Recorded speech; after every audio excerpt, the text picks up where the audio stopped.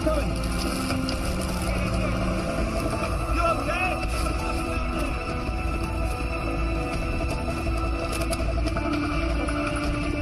Send me down the computer. Let's go.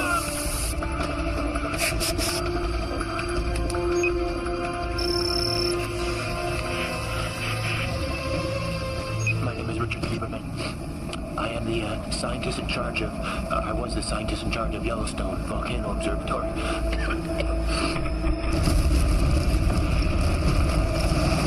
I'm not sure what day it is, and I'm not precisely sure if the eruption is over. I'm trapped here in some kind of military installation in some godforsaken part of Colorado. Got no food, got no power, and the ashfall has contaminated the water supply. And the air is so thick with it that we can barely breathe.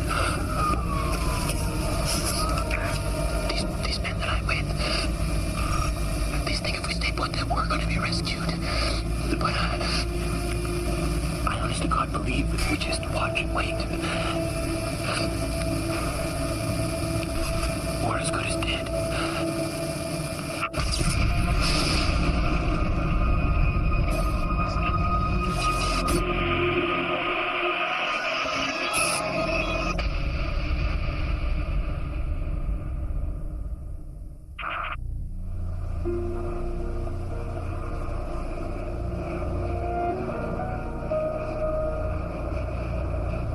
Before it all happened, many visitors to Yellowstone were blissfully unaware that it was volcanic.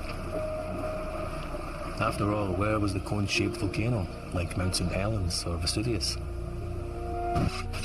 They didn't realize that they were actually standing on top of it, that beneath their feet was one of the largest volcanoes in the world.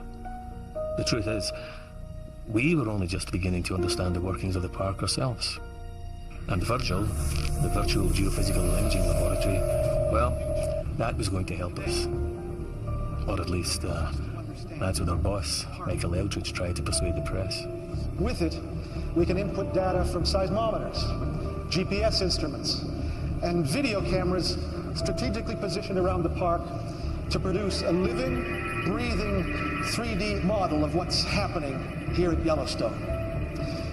Virgil can also help us to understand the park's beating heart. The vast reservoir of red-hot molten rock that lies just a few kilometers beneath where you're sitting now. The sleeping dragon that powers all of the geysers and hot springs, mud spots and steam vents that draw people here in their millions every year. Maggie Chin, KCBZ News, Salt Lake City. Hello. Hello. Your model is very impressive, sir. Thank you, Miss Chin. My question is, will it help? Help what, Miss Chin? Well, in the last decade, we've seen more and more ground uplift at Yellowstone. 12 feet, I believe, is the conservative estimate. Well, that estimate is not conservative. Nonetheless, many of your colleagues in the scientific community believe that it's one of many signs that an eruption is coming.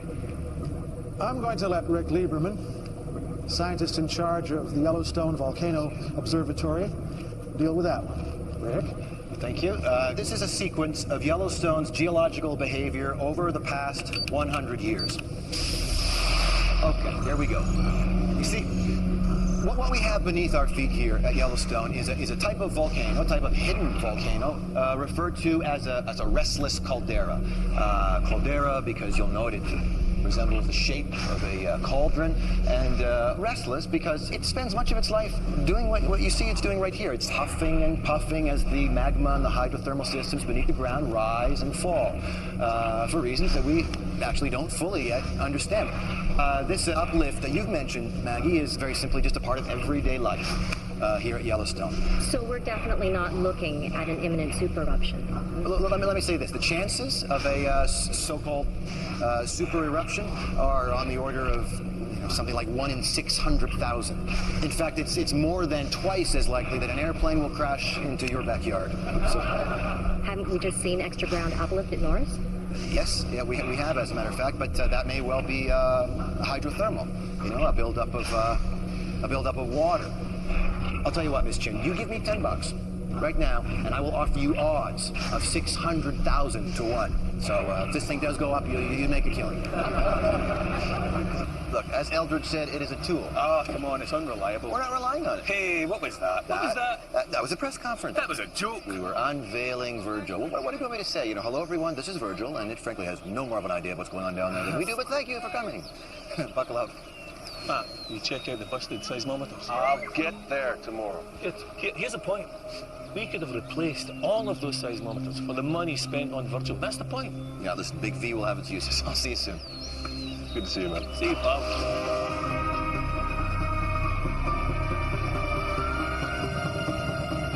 Listen, I need the coordinates of the Taiwan quake. Yep. Kaohsiung region. Yeah. Hey. 57. Yep. 33. Okay. This thing takes up far too much space, you know.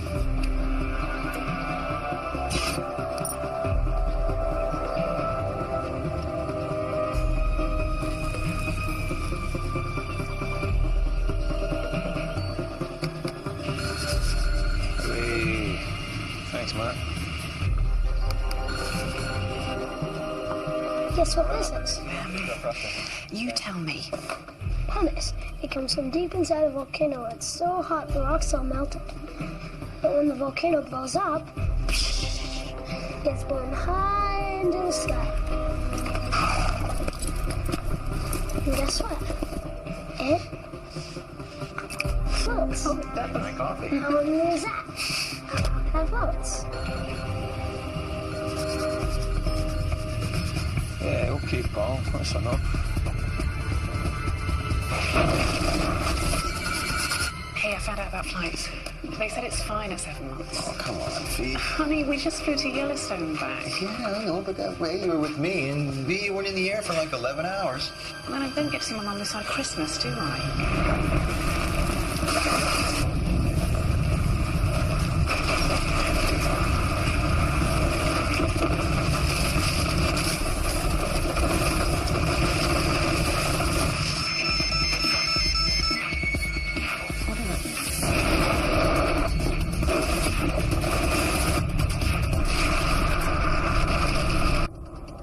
We got a quake. I'll call you. I'll see you guys soon. This is Matt. What's the damage? Some broken glass. I'm sure nothing major. Okay, what do we got? Be in touch. 7.9. 10 kilometers beneath the South Arm Fork. Okay, I'm running simulation. 6.9 at what? 10 kilometers beneath the South Arm Fork. That's confirmed, 6.9. Standing by for more data.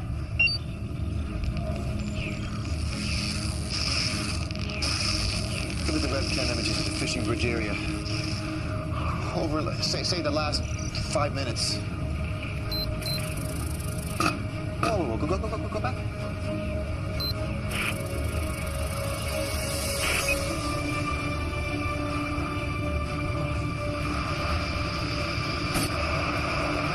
Come on, it needs to get to the other end of the lake. Where are you gonna be? I'm gonna be in my office.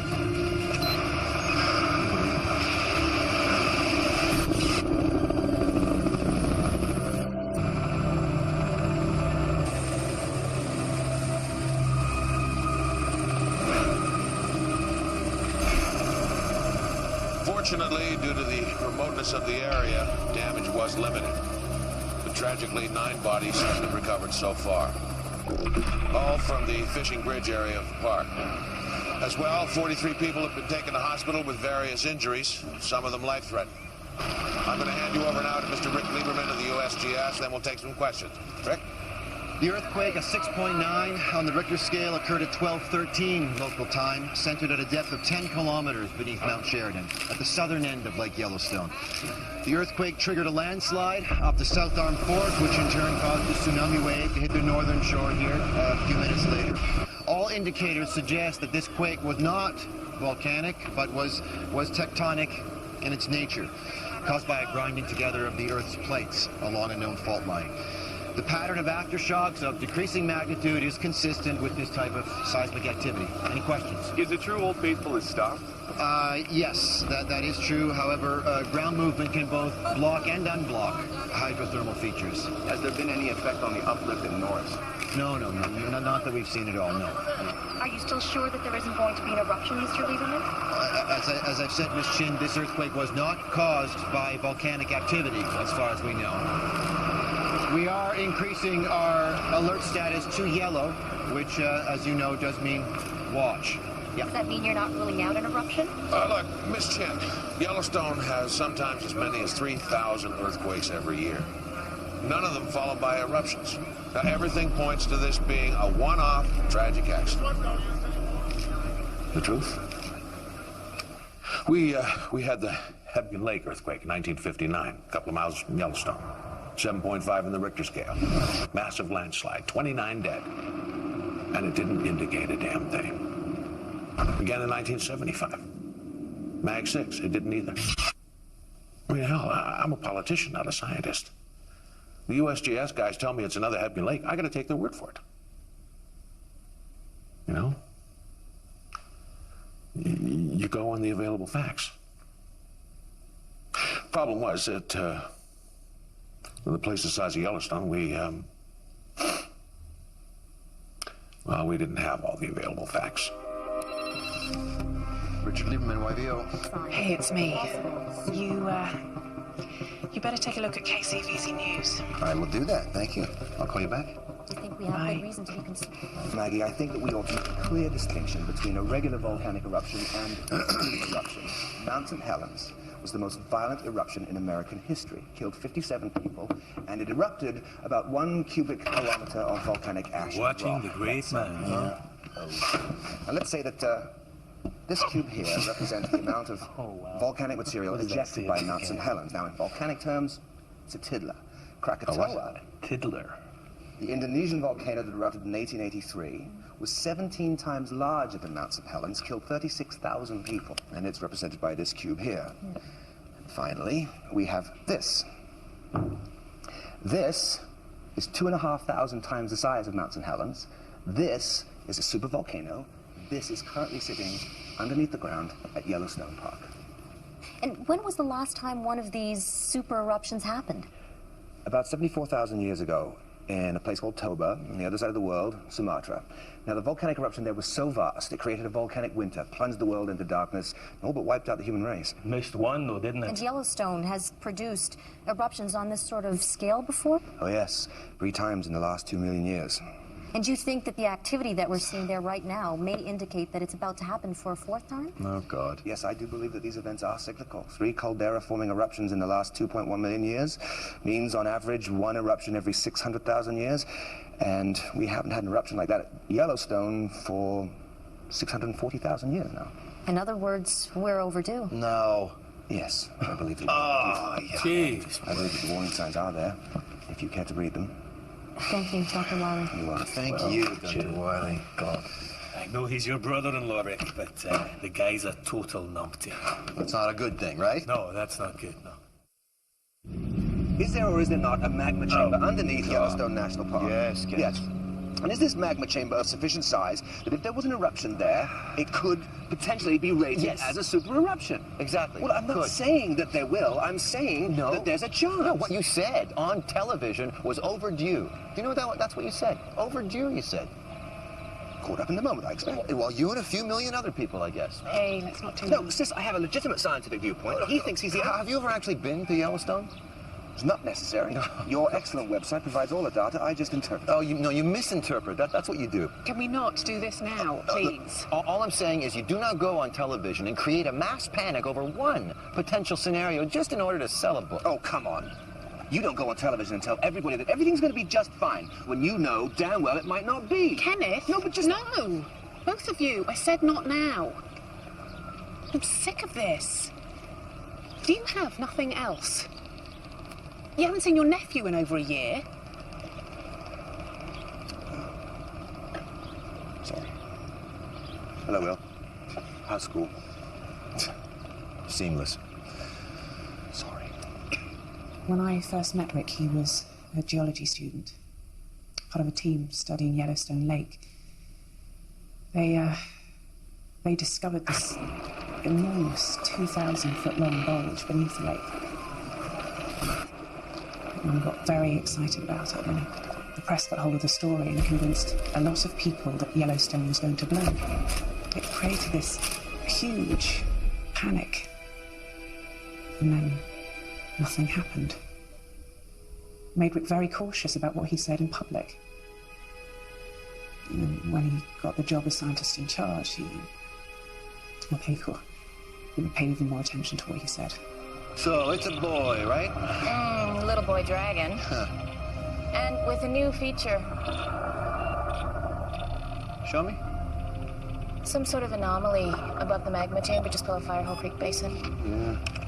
Could be water or gas. An intrusion of magma through a fault line opened up by the quake, right? Yeah, impossible to tell until we get a clear image. Oh, thanks. We're still processing all the data from the KO sunquake. Oh, God, that was days ago. Yeah, I know. Listen, Matt's found a section of dead pine to the northeast of Sour... You got a visitor. Hang on. Northeast of Sour Creek Dome, along a ring fracture of the caldera rim. CO2 or heat? CO2, suffocating the roots. The magma's only 2 to 3 kilometers deep at that point. Yeah, or less if it's rising.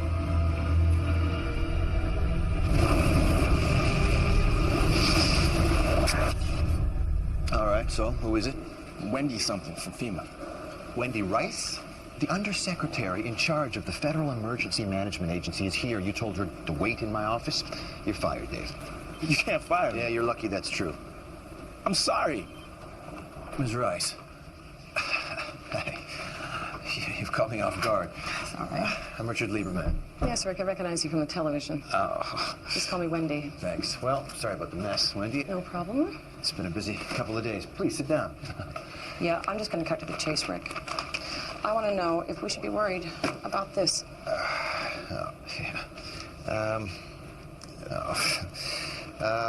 Based on the data that we're getting, yes, there are indicators that there could be an eruption. Or it could be business as usual at Yellowstone. And now, if there is an eruption, then there is a good possibility that it's going to be a moderate one. This isn't enough, Rick. If there's even the slightest chance of this happening, I want to know what that means. I want to know what we can do about it. How much do you know about super eruptions? But super in front of eruption, I don't imagine it means better. Can I show you something? Please. Okay. See the magma chamber that sits underneath Yellowstone? Well, here. We think it's roughly the same dimensions as the caldera rim itself. We think it's around 40 kilometers wide by 80 kilometers long and around 8 kilometers deep. You think? Yeah, it's a very difficult thing to get a clear picture of. In fact, the only way to even attempt to see a magma chamber is, ironically enough, by relying on earthquakes. Have a seat, please. Thank you. It's called seismic tomography. What we do is we plant an array of seismographs throughout the park, and then when an earthquake occurs, the seismic shock waves from these events travel through the earth. Now, these waves move slightly slower through the molten rock than through the solid rock. So we can use these slight differences in arrival time here at the seismometers to begin to calculate and plot the rough dimensions of the chamber. It's kind of like sonar. And that tells you how much magma is down there. Well, what we're trying to determine essentially is the nature of this magma. Is it eruptible magma? Is it too viscous? Is it too sticky to go anywhere? Or is it molten enough? Is it liquid enough that it can escape? You know, we also want to know how it's situated in the chamber. Is it kind of spread out in individual pods or pockets throughout the chamber? Or, and this is what we don't want, is it accumulated in one place, sufficient enough that it could trigger a super eruption? Okay, let's talk worst case scenario. Okay, well, we have run some projections based on the first super eruption at Yellowstone 2.1 million years ago, essentially because this is the one we have the most data available on. Now, if the next one were to behave in a similar way, then we would be looking at between 2,000 and 3,000 cubic kilometers of rock, gas, and ash erupting across the United States in a pattern that looks like this. Zone 1 represents a 100-kilometer radius around Yellowstone. Basically, everything in this area would be completely wiped out by pyroclastic flows. That's the rock and ash that spills from the side of an eruptive column. That is a pyroclastic flow. These surges can travel up to 700 kilometers an hour. So, yeah, these journalists were very, very lucky. Now, out here in zones 2 and 3, virtually everyone and everything in these two areas will be trapped by extremely heavy ashfall. That's roughly 3 million people. Yeah. And here out in zone 4, we're talking about ashfall of around 15 centimeters. Now, 15 centimeters, that doesn't sound like a lot, but you add rain to 15 centimeters of volcanic ash, and that is certainly enough to collapse a roof. And then, you know, in zone 5, it gets down to around 5 centimeters of ashfall. This is a huge area, covering most of the grasslands, any animals that happen to be grazing there. And that's also the grain belt, of course, so that's all the food gone. And then zone 6, we tail down to around a centimeter of ash, extending out to the eastern seaboard. A centimeter. I read it takes just 1 millimeter to close an airport. Yeah, the thing that people don't understand about volcanic ash is it's not like ash from your backyard barbecue. It's rock. It's abrasive, it's pervasive, it's destructive, it shorts out electrical equipment, it clogs machinery, you name it. And it's also extremely tiny. It's 100 microns across. It's so tiny you can inhale it, and when you do, it combines with the moisture in your lungs and forms a cement-like mixture. You essentially drown in what's basically liquid concrete. So, anyway, that is the worst-case scenario. So you tell me. I mean, if an event like this were to happen, what is FEMA going to do? Is it going to happen? Is it going to happen? Yeah. It is going to happen. Is it going to happen in our lifetime? I don't know. And that is the most honest answer that anybody can give you, Wendy. I don't know.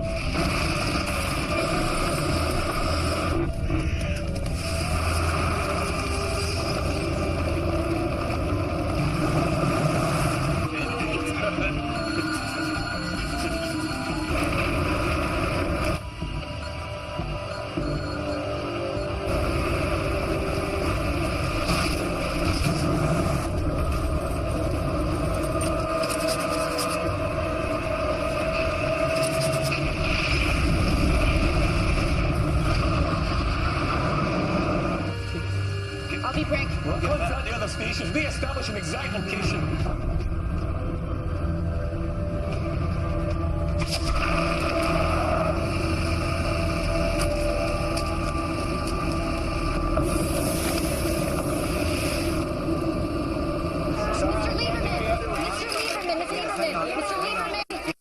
Denying the possibility of a super eruption. Norris, as I've said to you before, Miss Chin, Norris was a hydrothermal event, and by no means a surefire indicator of volcanic activity. And certainly not on the scale that you are referring to. Nevertheless, we have issued a code red warning because we don't take these things lightly. Yes. Daddy. Wow. He's getting famous. But you can't rule out a super eruption, can you? Looks what? Twice as likely as an asteroid strike, according to some experts. And half as unlikely as being struck by lightning, Miss Chin. And how many of us lose sleep over that? That's all the time we have. Thank you. Thank you very much. Too much politics, not enough science. Okay, are we ready to run this simulation? Let's do it. All right. So what I'd like to do is run through a couple of potential scenarios here. We've got another quake just over a mile south of Norris. Okay, how big? 1.9. 1.9, okay. Now, this anomaly that we've discovered near Norris, now this could be water and gas, as we know, or worst case scenario, it could be a new pod of eruptible magma. So I want to concentrate our simulations around this area and see what the potential damage could be, okay? So, option number one. Let's say that we've got one cubic kilometer of eruptible magma. Okay, and drop it. Run it.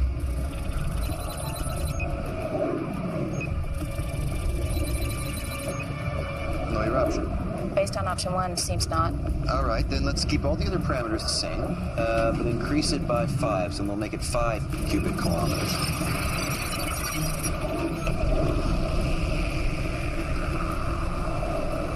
Okay, how big is this? Moderate BEI2. BEI2 in duration? Over approximately 3 days.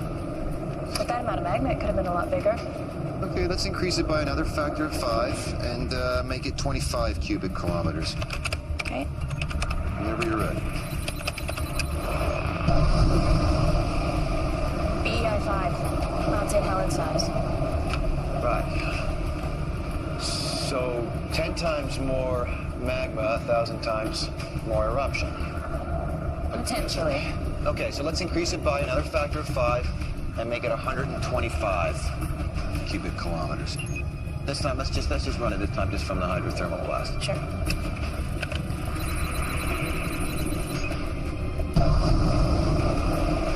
BEI5 again. Okay. BEI5 again.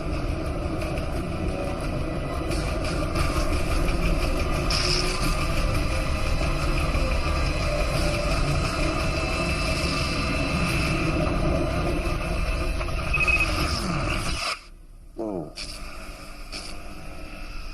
What happened? Computer glitch? Okay, tell me what we just saw. All right, I'll say it.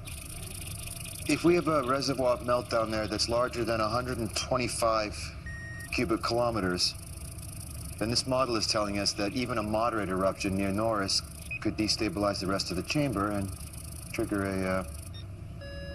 BEI8. Super eruption. That's great. And if frogs had wings, then they wouldn't bump their little green arses hopping around, eh? If there was a pocket of melt over 125 cubic kilometers, then a possible eruption at Norris may trigger further eruptions, which maybe, just possibly, could register as VEI8. Brilliant. Great. Jesus, you're letting yourself be spooked by a video game. Oh. How close are we here from Norris? 25 kilometers as per handbook rules. Exciting, huh? Oh, yeah. Very exciting. With any luck, it'll erupt while we have such a good view.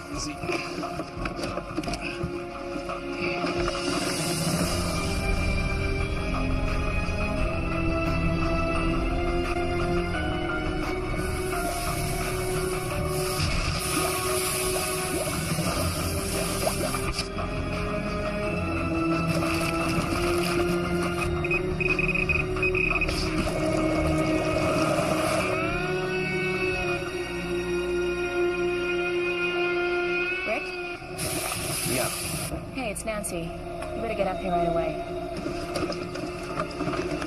Okay. So where's this uplift concentrated? Here, Firehole River Basin. It's miles from Norris. Hang on. The question is this rising magma or is this groundwater? I could make a plausible case for either. Yeah, I know you could. Another 2.2 to the northeast of Norris. That's the third today. So, we got another swarm coming? I need the SRI data for the entire park. Could we get more instrumentation down at Firehole River Basin? If we steal them from elsewhere. Well, steal them. To a geologist like me, there is only one surefire sign of an impending eruption, and that's harmonic tremor. That's a seismographic reading which indicates that magma is on the move. Even then, though, even when you see one of those, you can't tell how big an eruption you're looking at, but you know that it's coming. Well, on the 26th of June, for the first time, we saw just that. We saw harmonic tremor. And where is it? Norris. Rick, do you want to suggest a change of alert? Yeah, you know, another red, it's going to create more panic. This is as sure as we get. I know. This is imminent. I know.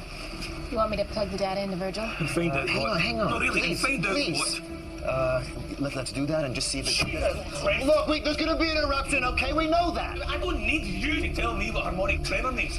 So no, you need to advise an upgrade to the left status, and you need to let people know. Okay, so if I upgrade to a red, everyone's going to think that we've got a super eruption on our hands. I am not going to be held responsible for some kind of mass panic. Oh, wait a minute, it is our responsibility. No, shut up, Dave. It's our job, it's our duty to let people know, to tell them what we know. So get your ass off the fence. Well, and you tell me what going on TV and telling Joe Sixpack that the end of the world is nigh. You tell me how that's going to help this situation. What do you think our purpose is here? Hey, listen, I will brief FEMA and I will brief the state, but just before they evacuate the whole of America, they're going to want to know how big the thing's going to be. Well, at least the ship's got a bloody captain.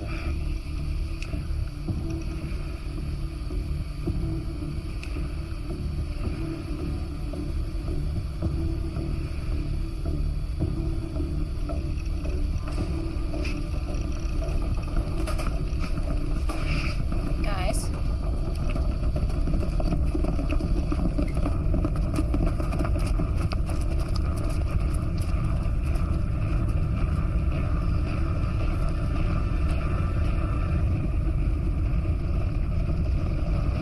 This is gonna be big.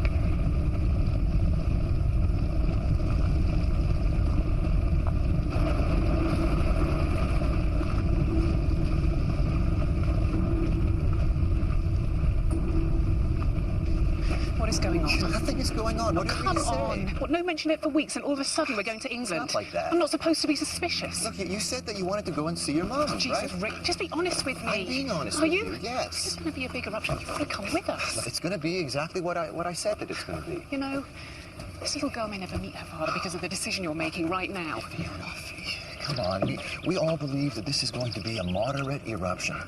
And yeah, things are going to go, you know, a little crazy in this country for a while because everyone's nervous right now. God, Rick. That's why I'd just be happier if you both were in London when all that's going on. And then when things calm down, then I'll come and I'll see you. Can I go on the plane now? Yes, you're going to go on the plane now. You take care of your mom, okay? Okay. You call me when you get there. I will. Get on Love the you. plane. See ya.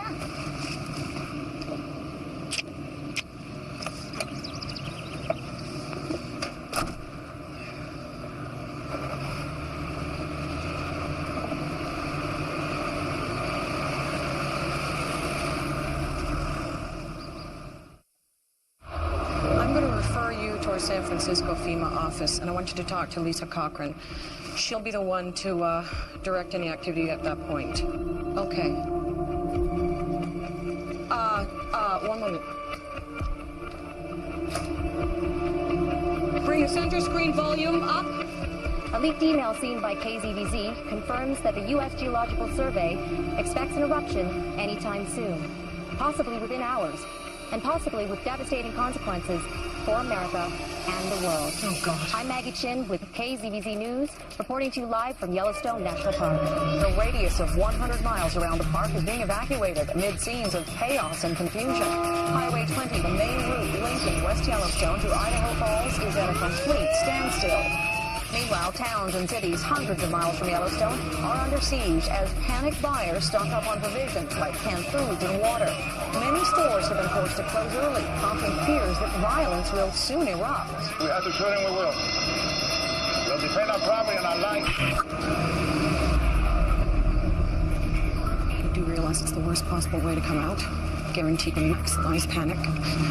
The story's been picked up by all major networks. Not just in this country. All I know, Wendy, is it didn't come from my end. Nor from Governor Marshall's office, nor from anyone here in Washington. Still, we have to deal with it. Sir, this is Rick Lieberman. Hey. Rick, Joe Foster, Secretary for Homeland Security. Michael, you know, of course. Hey. Governor Marshall should be joining us at any moment. Expect to see you here. Hello, everybody. Billy, glad you could join us. My state's about to be vaporized. I thought I should attend. Rick, please have a seat. I'll get straight to the point. This leak hasn't just caused chaos here, but around the world. Well, it certainly didn't come from USGS. Nor FEMA. Yeah, all right, people, the buck is well past. Wherever it came from, the media have got hold of it, and now we have got to address it. So, Rick, what I'm going to ask you is very simple. I need you to make a statement ruling out the possibility of a super eruption. Well, ruling it out. Nothing bigger than Mount St. Helens. People would accept that, and it's what the evidence suggests. I can't. A big part. Well, I'm sorry, I can't say that. Why the hell not? Because our computer model now suggests that even a small eruption could destabilize the magma chamber and trigger a super eruption. Rick, I understand that, but you're talking remote possibility. No, I'm talking about... What I am talking about are hard facts. Fact one, there are food riots. People are fighting each other to leave the country. Fact two, the dollar is on its knees. Wall Street has crashed. Your country is going down the toilet, and you're telling me you're not prepared to make a statement to help stop that? Please, with all due respect, sir... Governor Marshall? Rick, every highway, every interstate in Montana, Wyoming, Utah, Nebraska, the Dakotas, Iowa, and Nevada is turning into a damn parking lot. Everybody's trying to get the hell away from Yellowstone. Nothing's even happened yet. Yet. But the point is, Rick, even if the worst does happen, we're clogging up the roads, screwing up the airlines, it's not going to do any of us any good. I appreciate that, Wendy, I do. But until I have something definitive, please don't make me make statements that are contrary to... You know as well as I do that harmonic tremor can stop as well as start. Mike. It's your responsibility. My responsibility is to tell the public and the landholders what is happening at Yellowstone. You know that. You used to know that. Actually, Rick, as a federal employee, your responsibility is what's best for the country. Now, you have evidence of an eruption, but, and I've heard you say this yourself again and again, chances of a super eruption are virtually zero. No, you are right, but Then I really don't see what the problem is here.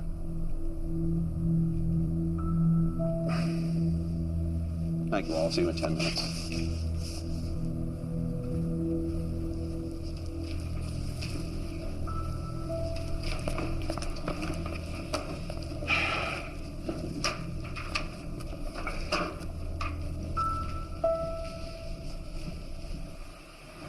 Well, tremor's strong and constant. I'm plugging the coordinates into the seismic image. Should give us a clearer idea where the magma is. Good. You got everything you need, Dave? I think so. Right, but enough to get me going until you guys join me tomorrow. Oh, you'll be out of here first thing. All right, don't leave it too long. Don't worry. Okay. You out of here? I'm out of here. See you tomorrow. Take care, man. Ladies and gentlemen, as you know, It's on TV. America and the world has been watching with growing anxiety the developing situation at Yellowstone National Park. After a full briefing from the U.S. Geological Survey, and in particular the scientist in charge at Yellowstone Volcano Observatory, Rick Lieberman, I can assure you all that after weeks of intensive monitoring at Yellowstone, they have gathered no evidence to suggest a so-called super eruption is imminent. Instead, the USGS believes that a small to moderate eruption, an event comparable in size to the eruption at Mount St. Helens in 1980, may be due. At this moment, we are taking the appropriate precautions in line with the scale of eruption. The evacuation of the Yellowstone vicinity is currently underway. For those in states bordering Wyoming, we ask you to follow standard state advice, remain indoors, seal all doors and windows, and stock up on sufficient food and water for 3 days. I ask my fellow Americans to stay calm and to use your usual good sense at this time. Thank you. Mr. Lieberman, up until now, you've been extremely measured in your statements about Yellowstone. Do you agree with Secretary Foster in what you just said now?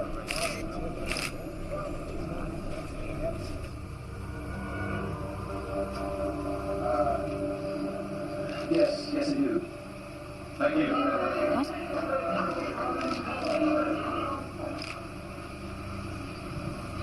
Neil, the poor bastard, involved. Flight HA356 to San Francisco. Hi. slip through the plane left-hand side. Boarding pass, please. Into left-hand side, sir, towards the rear of the plane. Okay, thank you. Hi. You sitting up here?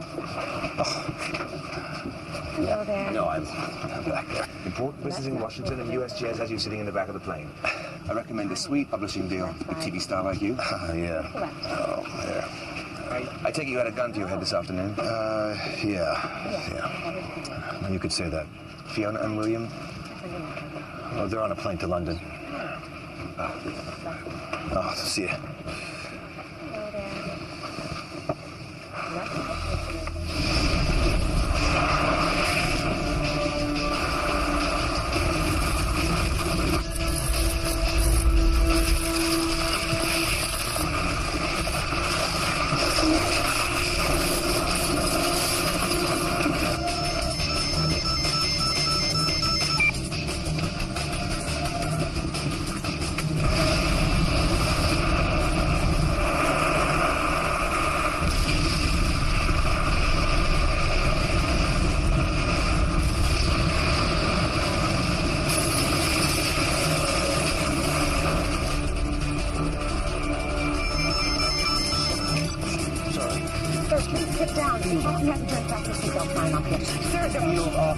Sir, I have to ask you to turn your phone off. John! I think he's over here!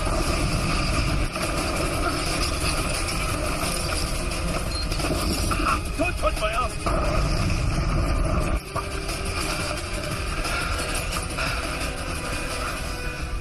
This isn't mad. It started.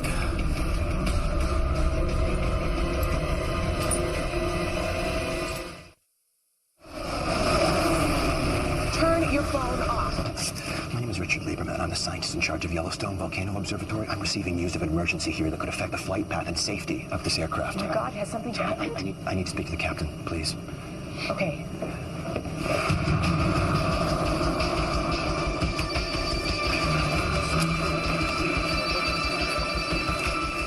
Hey, Bob. Please do have some sort of haul your way. No problem. Who have I got from USGS? No one. What? They can't get through to the field office at the moment. Hey, Dave. Michael Eldridge is on his way over. Is this vacuumetry all we have on it? Yeah, and it's only a projection. What? Okay, Air Force, I need a plane up there as close as they can get taking a look at this thing. Let's brief the White House on what we know so far. Dave, get back on the line. I want to talk to Governor Marshall in Wyoming, Joe Foster at Homeland, and keep trying the Yellowstone field office. And Bob, please get me something else to wear. Sure. Mary?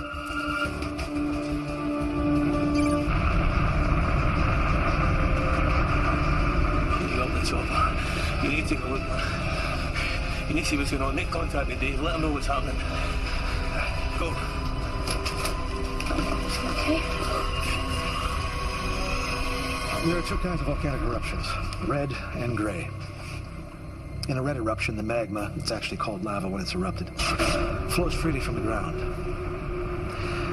You've seen it on TV, this slow-moving flow of molten material. It's damn destructive in its own way, but slow. Very slow. You can literally outpace a lava flow without breaking a sweat. Not so with a gray eruption.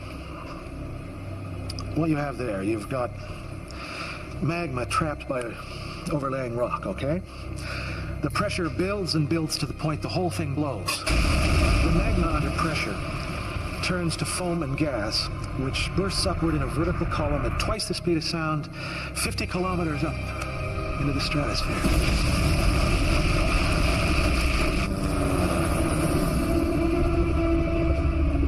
Dave, come in, Dave. This is Matt. Damn it. Dave, this is Matt. Hey, Matt, it's me. I'm heading out to Bozeman. Where are you? Just to the northeast of Morris. What are you seeing? Oh, it's a single vent.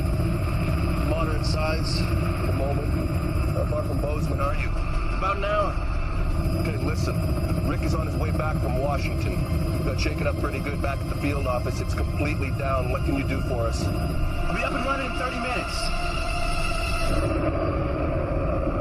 It's been estimated that within the first hour, 100 million tons of pumice, rock and ash were ejected, powered out by something with the explosive force of 1,000 Hiroshima bombs. Then the wind carried the top of the column eastwards. Within an hour or so, Hummus and Dash began to fall in towns hundreds of miles away from Yellowstone. Cody, Billings, Idaho Falls, Bozeman, where Dave was. Can you give me a hand? I just got a few things in the back of the truck to unload. Slap. Rick, it's Dave. Dave, listen, how's this seismic activity? This is a triggered an eruption. Yeah, Matt said it's a single vent. Okay, Dave, I need to determine the size of this vent. I need to do that as soon as possible, all right? All the equipment's down, and Matt can't get a clear view from the chopper. Just put that down anywhere. I'm booting up the link to...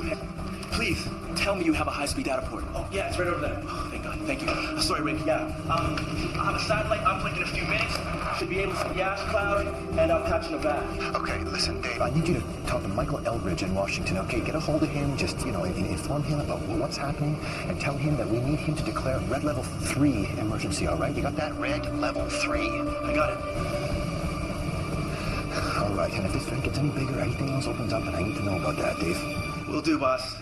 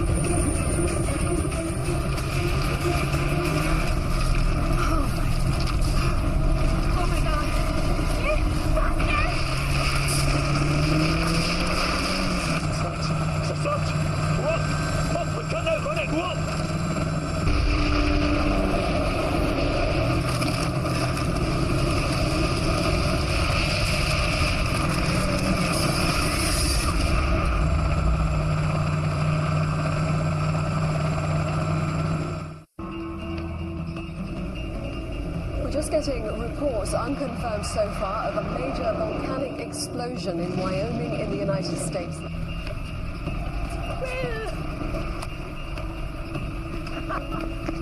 Early reports from Wyoming say the eruption has killed literally thousands of people. Many cities near the volcano in the Midwest have been destroyed. Authorities now fear a humanitarian catastrophe on an unprecedented scale.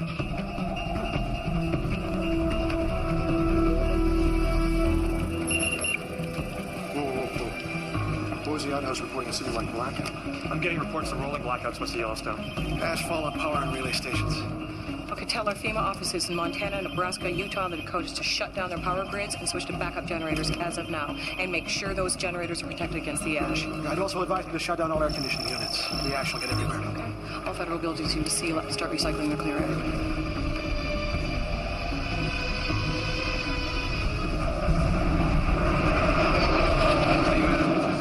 Trigger 2, over. Go ahead, Trigger 2. I'm now monitoring the eruption element, level 500. Indications are below about 290. The wind is westerly, but above that it veers around to 7 or northwest, over. Hank, you got those coordinates? 290, the wind is westerly. Oh, man. It's directly across major commercial air routes. Hank, I want all airspace across the central USA cleared and put east and west coast on standby. Michael, where is your guy? I need him here. Rick Lieberman? Yes. He's in there somewhere. He was flying back tonight. Okay. Anyone need some blanket? There you go.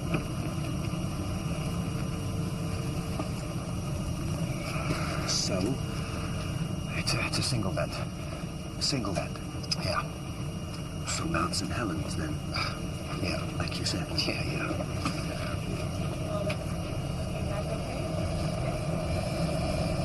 What's that?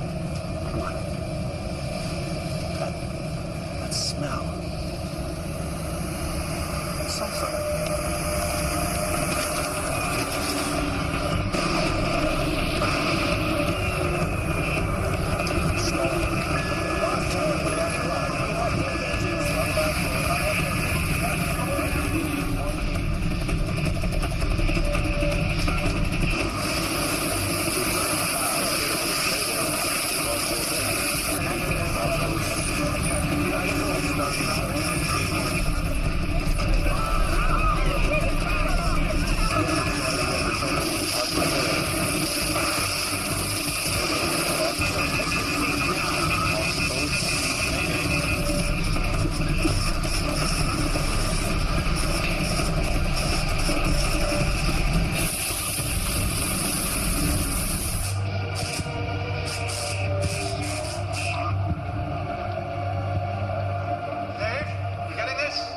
Yeah, I got it.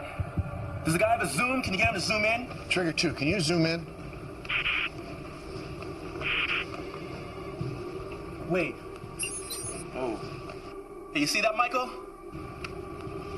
Another one. Yeah, this vent number 2 opened up now. While it was just a single eruptive column, there was still a chance that things would be okay. But the second eruption... Clearly, there was so much magma and pressure in the chamber that it couldn't vent through a single column. Instead, the whole caldera began to unzip in a series of smaller eruptions. Once that started, we had no idea how long it would go on for. Days, weeks, months. We just didn't know.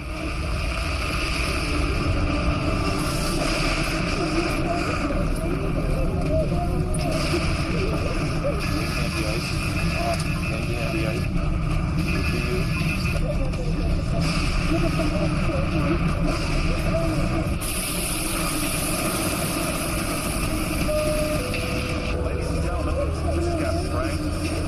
We'll very shortly be making a precautionary landing at Cheyenne. The ash cloud is blasted across the window.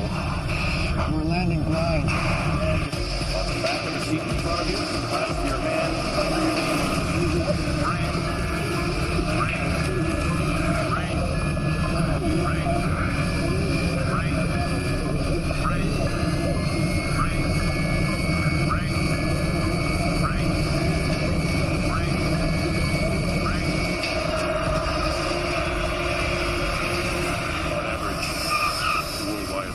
Planes each year unexpectedly fly into ash clouds, and on that night 35 did, and that was just over the U.S. Flying into one of these ash clouds is worse than getting a dump truck full of sand thrown into your engines, because volcanic ash, it's rock.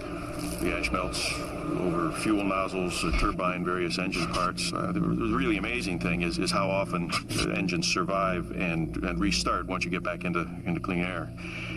So we were among the lucky ones. We got down in one piece. And by the time we did get down, no one else was taking off anywhere.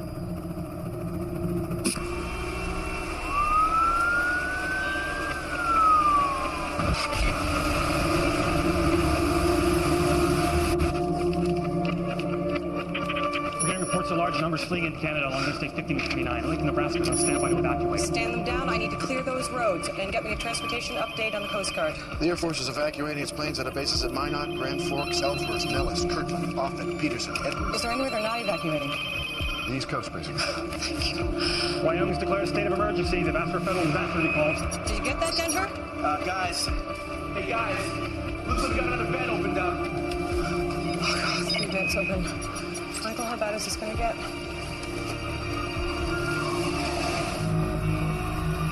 Find military installations. Hang on. Okay. There's a military installation about 4 clicks this way.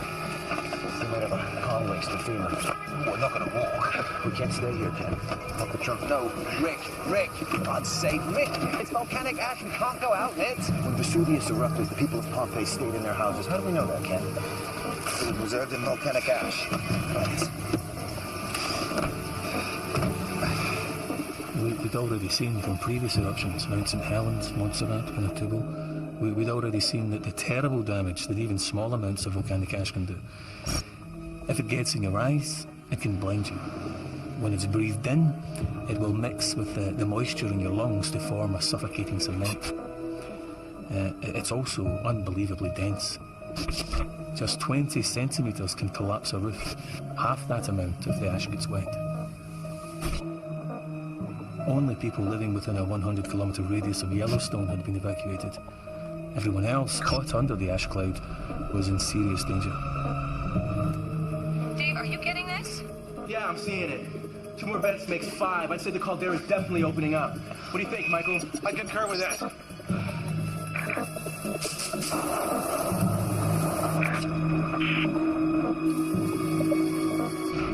Dave, are we losing you? I believe that's here, on the roof.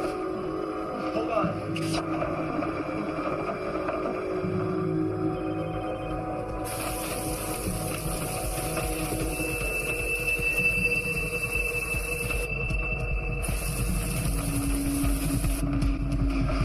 This pump is coming down hard.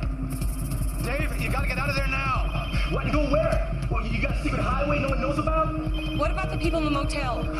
Some are gone, but most are staying inside hoping to ride it out.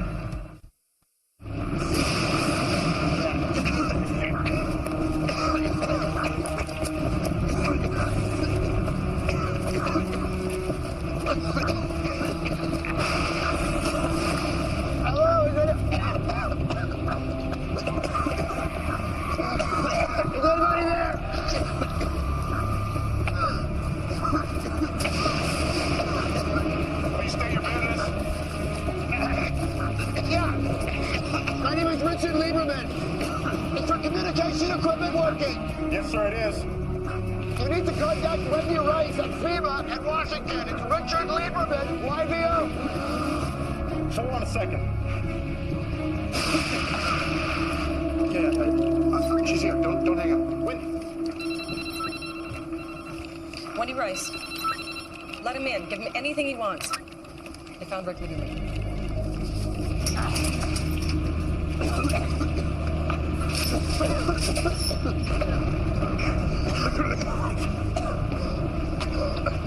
I'm Sergeant Jeffrey Johnson. Hope you guys understand the precautions. Yes. Thank you for letting us in. There's water downstairs. After you guys.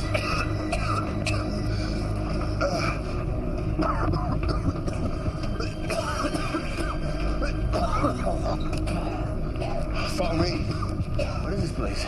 It's an old Cold War bunker, sometimes used as a relay station for NORAD. Are you based here? No, sir, I just service the equipment. I tour all these sites, spend 2-3 days in each one. You've got food and water? For 5 days, for one man.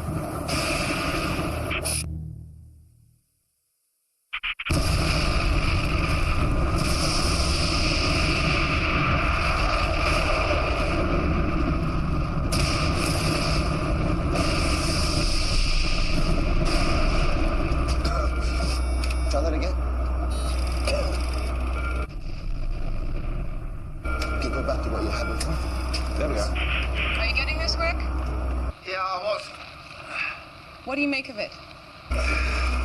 Show me the satellite image. Mapping, bring up satellite. Okay, go closer. It's amazing. Okay, can you give me the thermal image?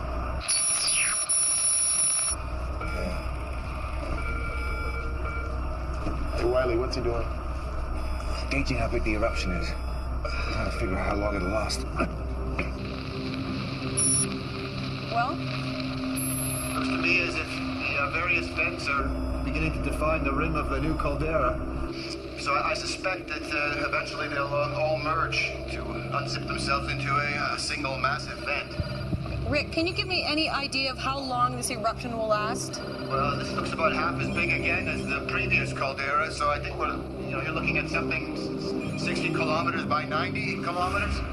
I mean, we are looking at an event on the scale of the Huckleberry Ridge eruption. It was the first at Yellowstone, and the biggest. And? And if that injected 2,500 cubic kilometers of material, then we have to make some kind of estimate for the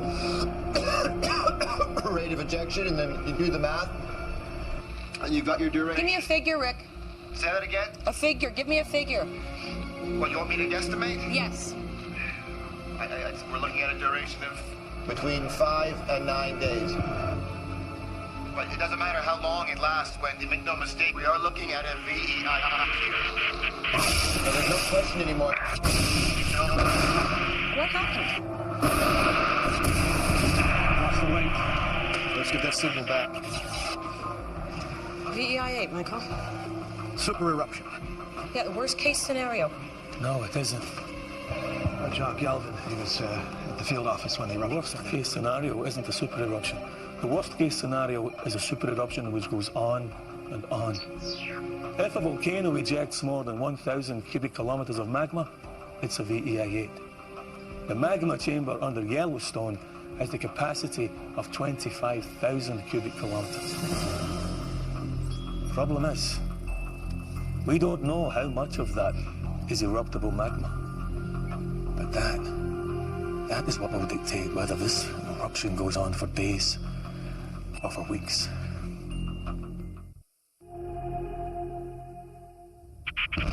By day 3, the volcano showed no signs of slowing.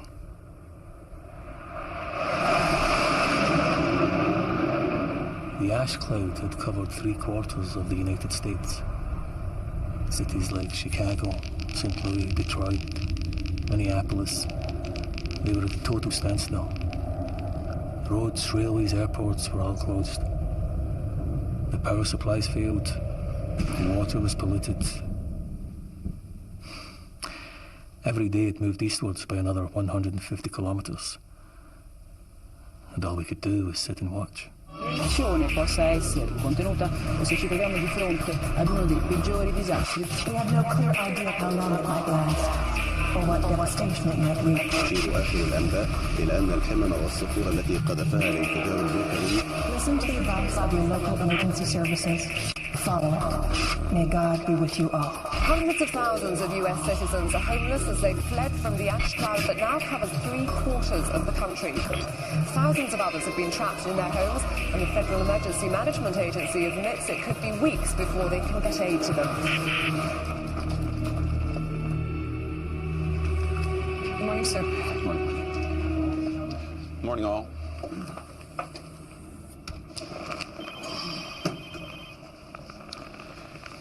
One hour ago, Air Force One took off from Andrews en route to a military bunker in Florida. That information does not leave this room. You can't run a country under several feet of volcanic ash, but some sections of the media will still say she's running away. Now, can we get to business? Wendy, how many people in the fallout zones? About 25 million. Casualty estimates so far? In the immediate zone, 90%, excluding those that got out early. In Zone 2, we estimate 10% mortality. That's approximately 35,000 people. Zone 3, 5% mortality. That's 122,000 people. Zone 4, 3% mortality, 85,000 people. Zone 5, estimate 1% mortality, 220,000 people. Total estimated deaths for the first week, 462,000. And that's assuming Zone 1 is clear. These are all from the ash? Mainly. either directly from ash inhalation or indirectly from roof and building collapse, power failures, especially in the hospitals, ash-related accidents. Sir, standard advice to people was that they store enough food and water for only 3 days. Today is day 3. Then what are we going to do? Oh, excuse me? When you rise. Well, even when it ends, we won't be able to fly for weeks with the ash still blowing around. So what are we actually talking about? You find a way. You don't just write off 25 million people. Good. Put him through. We've got Rick Lieberman here.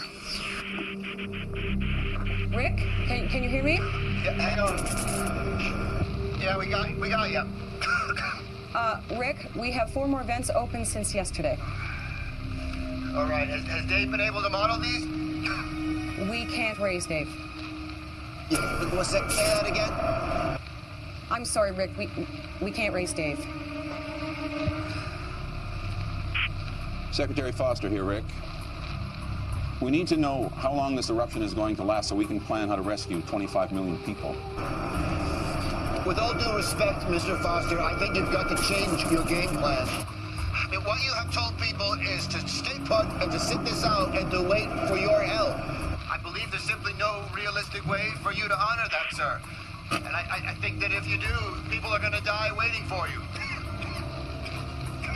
You need to retract your advice.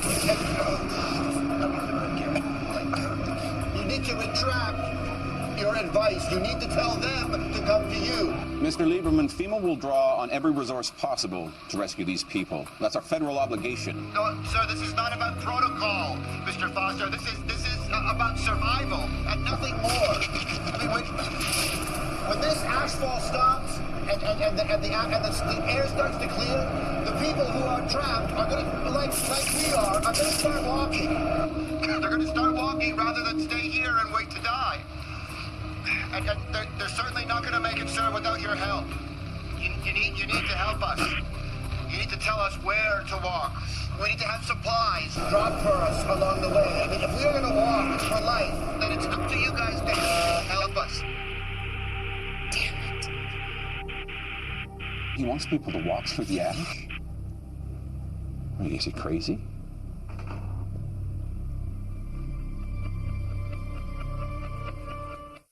I just keep thinking, could I have done something different? Should I have done something different?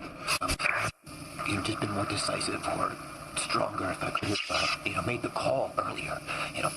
Maybe that would have changed things. Maybe that would have saved some lives. I guess that's up to other people to judge. And my family, it's them who will be left with the fallout. These men that I'm with, they think that if we stay put, that we're going to be rescued. But I honest to God believe that if we wait, if we just watch and wait, I honest to God think that we're as good as dead.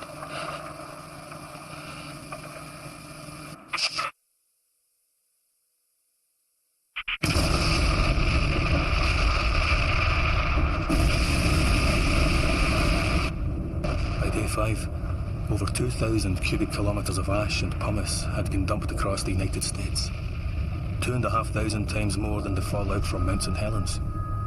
But that was only about 10% of what was in the magma chamber. How much more would come out depended on how much more eruptible magma was down there. The country was already on its knees. Thousands of people dead, millions of others homeless. If it didn't stop soon, well, let's just say we were running out of options. We have just received reports that Mexican authorities closed the border 4 hours ago. According to aid workers in the area, 3 million people have now gathered at the Mexican border, many of them without shelter, food, or money. Maggie Chin, KCBC News. They closed the border? To U.S. citizens, yes. That's totally unacceptable. They're condemning people to death. The Mexicans say they can't cope with the numbers. Well, we're going to have to kick some ass. Well, I think the president might feel that right now is a bad time to invade Mexico, Bob. Can we move on? Yes, sir. All right, our best case scenario is if the eruption stops in 2 days. If that's the case, access to zones 1 and 2 won't be possible until at least 3 to 4 weeks after that, so it's unlikely we'll find any survivors. We can start supply drops into zones 3 through 5 about 2 weeks after the eruption ends if the weather is with us, but it's going to have to be piecemeal, depending on whether the satellite can find clean skies for the aircraft. That's too long. What about Rick's walk to life? We can't advise people to walk through the ash. It's just too dangerous. So are we asking people just to sit there and starve to death? There are hundreds of thousands, maybe millions of people stumbling around out there, looking for help.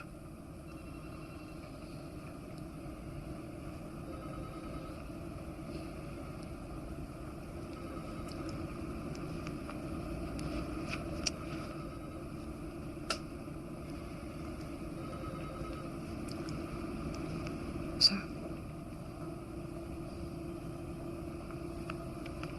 All right. We'll go with walk to life. I need to hear a plan out of this room as to how to do that fast.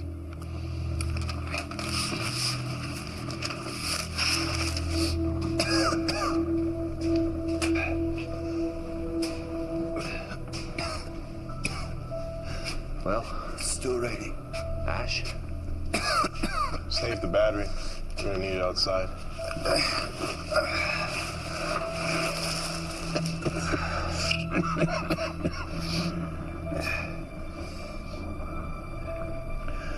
Johnson. Yeah. Won't the Air Force be looking for you? For me? Yeah, you know. Leave no man behind and all that. That's the Rangers. So the Air Force does leave men behind? I guess. I should have joined the Rangers. Cheyenne's our best bet. We should head there. FEMA. FEMA knows we're here. They'll send somebody. Kenny, FEMA's got 25 million people to save. By the time they find us, we'll have starved to death.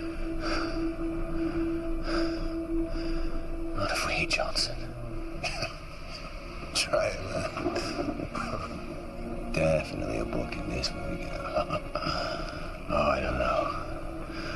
One doesn't like to say I told you so.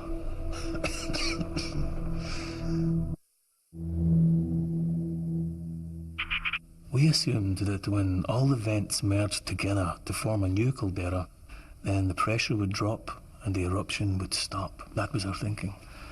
Then, on day 7, our seismographs began to pick up massive quakes, and we realized that the ground within the new caldera rim was beginning to collapse into the empty space left by the ejected magma.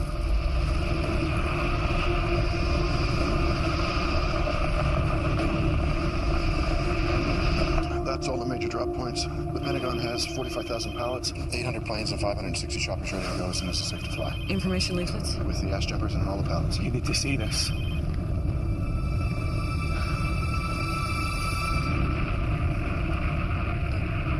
Does this mean... This means that the pressure holding the eruption column in the air is beginning to drop.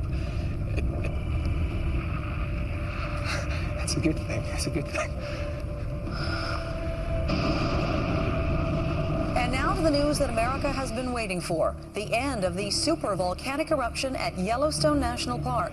At 9:17 a.m. local time, the eruption column began to collapse. Ocurrida en el Parque Nacional de Yellowstone, Wyoming, Estados Unidos, parece haber llegado a su fin. 这是整个火山爆发当中具有关键性的转折点。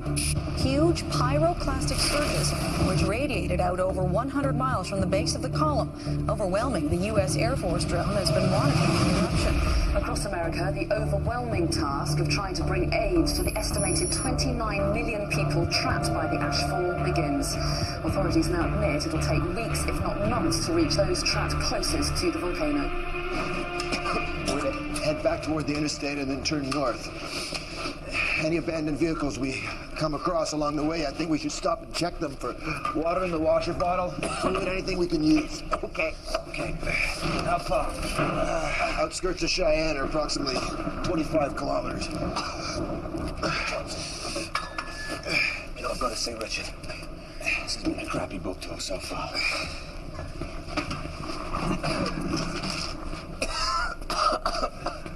Flashlight. Ready? Okay. Come on. Come on. Up.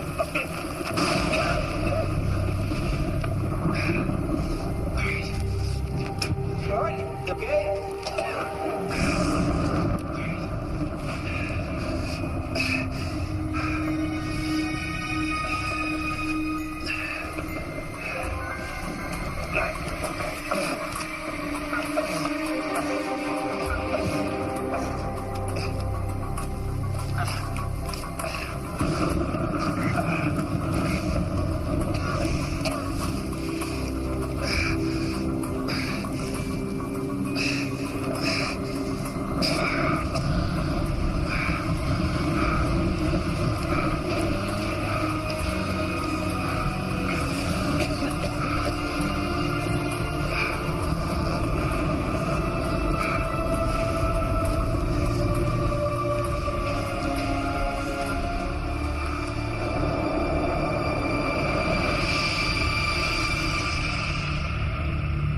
It used to be BC and AD, before and after Christ.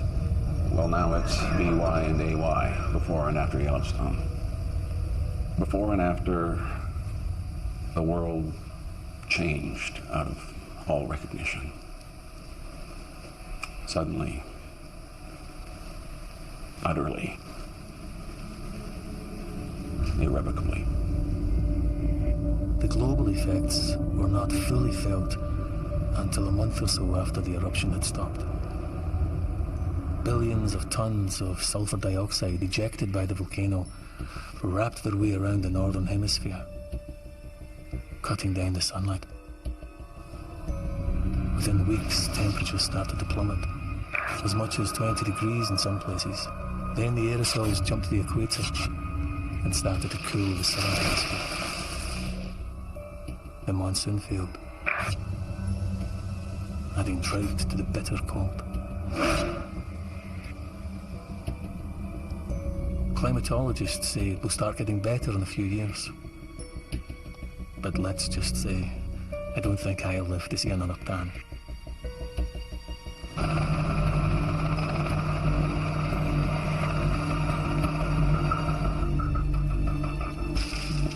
To clear up the scale of what we still have to do all this time on. 80% of the USA covered by ash. 20% rendered unusable or uninhabitable. Cities and towns permanently abandoned. Billings, Cheyenne, Denver, Salt Lake City. I don't know how we kept going, to be honest. I mean, just the animals. The livestock. Millions dead. Rotted where they fell. And the people.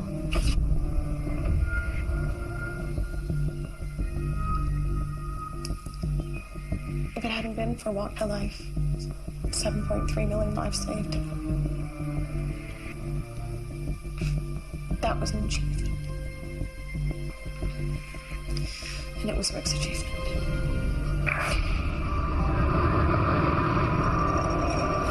Not knowing was the hardest part. He called from Cheyenne, from the airport, with Ken. And then I didn't hear anything. Until Michael Eldridge called from FEMA to say they lit in this bunker place. But safe. But then, when there was no news, I gave up all hope of ever seeing them again.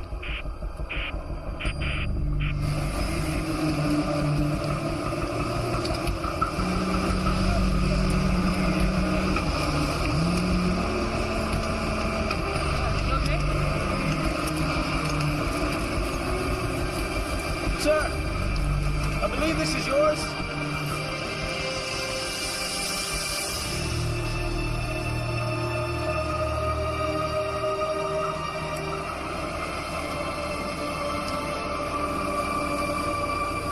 Why did I choose to come back? It's hard to say, really. To face the reality of what nearly happened, I suppose. How close we actually came to never leaving this place at all.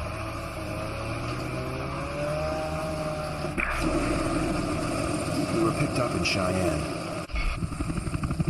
And when the ash finally stopped falling, we were transported to Denver, where we waited with thousands of others for our turn to be rescued. It would be 3 months until the transatlantic routes opened up again, and I made it back to my family in England. But I soon realized I couldn't stay there. Not until I'd seen for myself what had happened to Yellowstone. The place I'd spent my whole life trying to understand.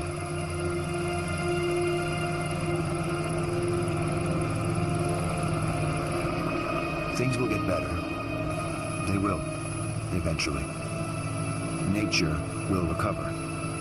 The world will recover. This, after all, is not only how life ends, it's also how life begins. And one day, someday, Yellowstone will erupt again. But not on my watch.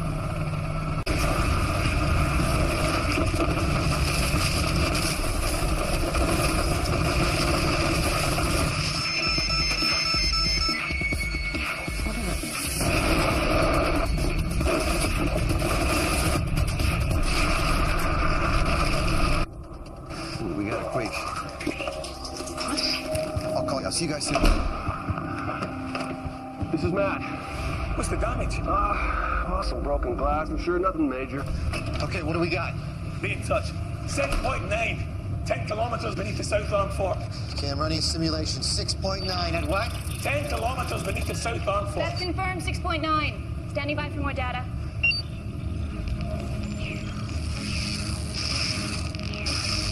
Look at the webcam images of the fishing bridge area.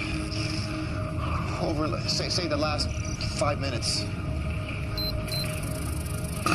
Whoa, go back.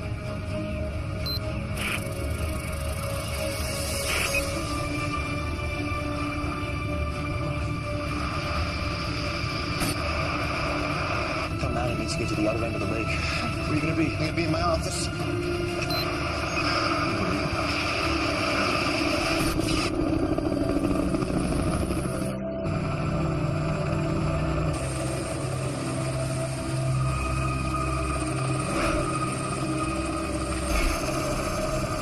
Fortunately, due to the remoteness of the area, damage was limited. But tragically, 9 bodies have been recovered so far. All from the fishing bridge area of the park. As well, 43 people have been taken to hospital with various injuries, some of them life-threatening. I'm going to hand you over now to Mr. Rick Lieberman of the USGS, then we'll take some questions. Rick? The earthquake... We've seen more and more ground uplift at Yellowstone. 12 feet, I believe, is the conservative estimate. Well, that estimate is not conservative. Nonetheless, many of your colleagues in the scientific community believe that it's one of many signs that an eruption is coming. I'm going to let Rick Lieberman, scientist in charge of the Yellowstone Volcano Observatory, deal with that one. Rick? Thank you. This is a sequence of Yellowstone's geological behavior over the past 100 years. Okay, there we go. You see, what we have beneath our feet here at Yellowstone is a type of volcano, a type of hidden volcano, referred to as a restless caldera. Caldera because you'll note it resembles the shape of a cauldron, and restless because it spends much of its life doing what you see it's doing right here. It's huffing and puffing as the magma and the hydrothermal systems beneath the ground rise and fall for reasons that we actually don't fully yet understand. This uplift that you've mentioned, Maggie, is very simply just a part of everyday life here at Yellowstone. So we're definitely not looking at an imminent super eruption. Let me say this. The chances of a so-called super eruption are on the order of something like 1 in 600,000. In fact, it's more than twice as likely that an airplane will crash into your backyard. So, haven't we just seen extra ground uplift at Norris? Yes, yeah, we have, as a matter of fact, but that may well be hydrothermal. A buildup of water. I'll tell you what, Miss Chin, you give me $10. right now, and I will offer you odds of 600,000 to 1. So if this thing does go up, you make a killing. Look, as Eldred said, it is a tool. Oh, come on, it's unreliable. We're not relying on it. Hey, what was that? What was that? That was a press conference. That was a joke. We were unveiling Virgil. What do you want me to say? You know, hello everyone, this is Virgil.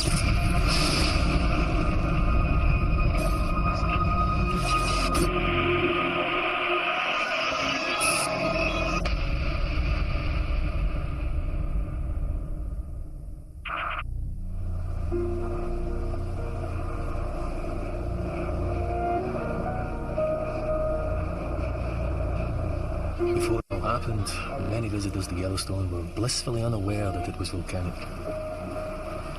After all, where was the cone-shaped volcano, like Mount St. Helens or Vesuvius? They didn't realize that they were actually standing on top of it, that beneath their feet was one of the largest volcanoes in the world. The truth is, we were only just beginning to understand the workings of the park ourselves. And Virgil, the virtual geophysical imaging laboratory, well, that was going to help us. Or at least, that's what our boss, Michael Eldridge, tried to persuade the press. With it, we can input data from seismometers, GPS instruments, and video cameras strategically positioned around the park to produce a living, breathing 3D model of what's happening here at Yellowstone. Virgil can also help us to understand the park's beating heart. The vast reservoir of red-hot molten rock that lies just a few kilometers beneath where you're sitting now. The sleeping dragon that powers all of the geysers and hot springs, mud spots and steam vents that draw people here in their millions every year. Maggie Chin, KCVZ News, Salt Lake City. Hello. Hello. Your model is very impressive, sir. Thank you, Miss Chin. My question is, will it help? Help what, Miss Chin? Well, in the last decade... And it frankly has no more of an idea of what's going on down there than we do, but thank you for coming. Buckle up. Matt, you check out the busted seismometers? I'll get there tomorrow. Here's the point. We could have replaced all of those seismometers for the money spent on Virgil. That's the point. Yeah, listen, Big V will have its uses. I'll see you soon. Good to see you, man. See you, pal.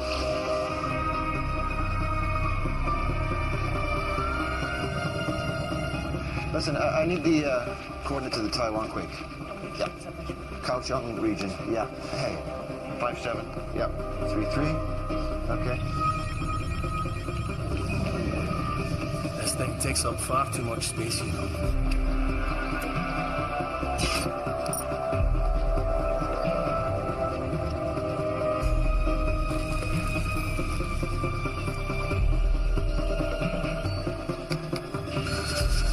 Hey. Thanks, Matt. Guess what this is? You tell me. Pumice. It comes from deep inside a volcano. It's so hot the rocks all melted.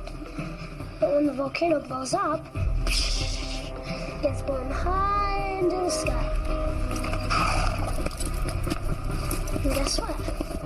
It floats. Oh, that's my coffee. How many is that? That floats. Yeah, okay, pal. That's enough.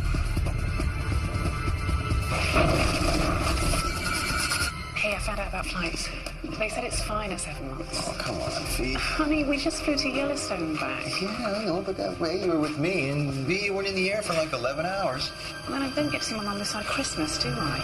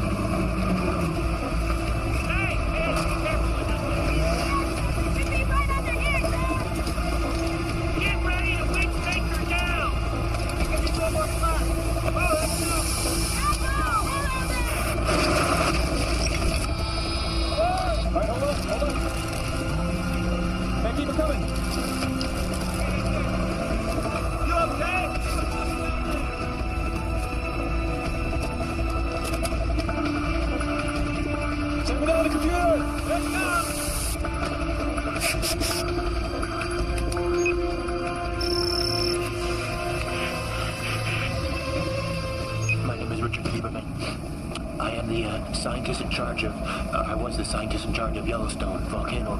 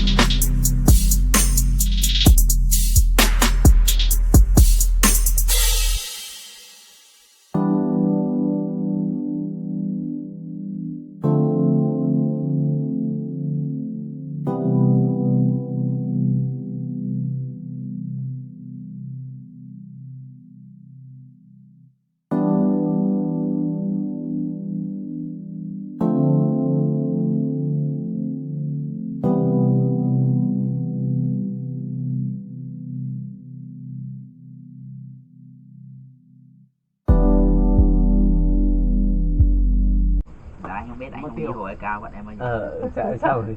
Hả? Anh Dương không đi hồi cao á, phải không? Không đi hồi cao bọn em bao nhiêu cả? Mấy lần. Má cái bữa nó pét lửa nó Việt nó phùng lên luôn. Vừa cháy cái vỏ. Và anh thằng này cái phù mất đi em thế đi phải nhảy lên đi rồi. Em ngay chờ em để chứ đủ quá. Leo đi. Ủa rồi. Con tí nữa cho mấy. Tiền con ơi. Tiền vô trong nha. Giờ này không ai nữa đâu. Vợ ơi xong kìa. Mỗi mình bà kia thôi. Thì trận mà đấy đủ tập thể đấy, 2 4 6.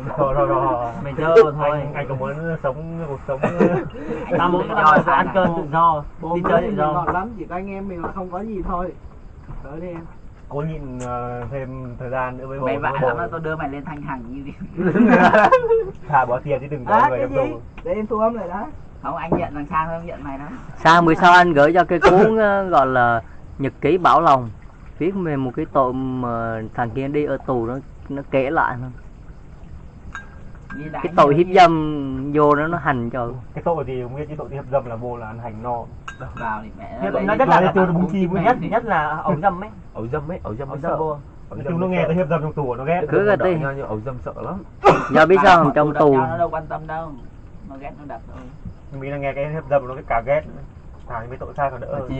Trong anh có người đi hiếp dâm ấy, xong rồi đi vào tù xong mấy tháng là chết luôn. Chết trong tù. Ẩu dâm bọn giết người mà nó còn ghét cái gì. Tội nặng nhất là tội hiếp dâm á. Cách ly rồi, nhưng mà người như cách ly mình phòng. Nhất là mình cái hiếp dâm trẻ tới 18 à. Ẩu dâm không hiếp dâm khác, còn ẩu dâm khác. Ẩu dâm khác. Ẩu dâm là sao? Ẩu dâm là ghê. Cái gì? Vị thành niên. Mẹ ở trong đây đã thèm lắm rồi, mình còn mang cái tội đó vô nữa rồi mình quýnh vô. Vị thành niên. Là dưới 18 gì? Dưới 16. Dưới 16 luôn. Quy định là 16. À. Dưới 15 chứ anh. Phải kích 16 cho 16 là mới hết. 16. Tức là kể 15 tuổi và 11 tháng thì vẫn cứ là dính kiểu vậy. Em nhớ đúng rồi, hình như em nhớ lúc em ra đơn kiện là lúc đó là em 15 tuổi, là bên tòa nó kêu là chưa đủ tuổi vị thành niên mà. Có còn bia không cháu? Hết sạch còn một lon. Cái gì nó cũng hết luôn. Cho anh một lon ra uống đi. 1528. 1528. Bữa trước rồi. Anh gì lo được. Bữa trước Sơn Thủy là nhau. Nhớ cái cùi. Nhớ. Công nhớ không con? Sơn Thủy ăn nhiều hơn mà. Hả? Sơn Thủy ăn nhiều hơn. Sao mà nhiều hơn được? Không ở đâu qua đây, cô dám chắc như vậy ạ. Tại vì cái lượng khách nhà cô là cô biết mà. Con ăn từ chòi đầu tiên bên kia qua tới. Chờ đến bên kia rồi qua lại đây phải không? Mà chưa ngồi cái chòi cuối cùng thôi. Chưa ngồi qua chòi cuối cùng. Có không cha? Tôi đưa cho nhanh này. Tiền lẻ đây. Không có tiền lẻ, 1528 Mày đưa triệu ra thôi. Người ta thổi lại được. 1528. 28 ngàn. 30.000 nữa.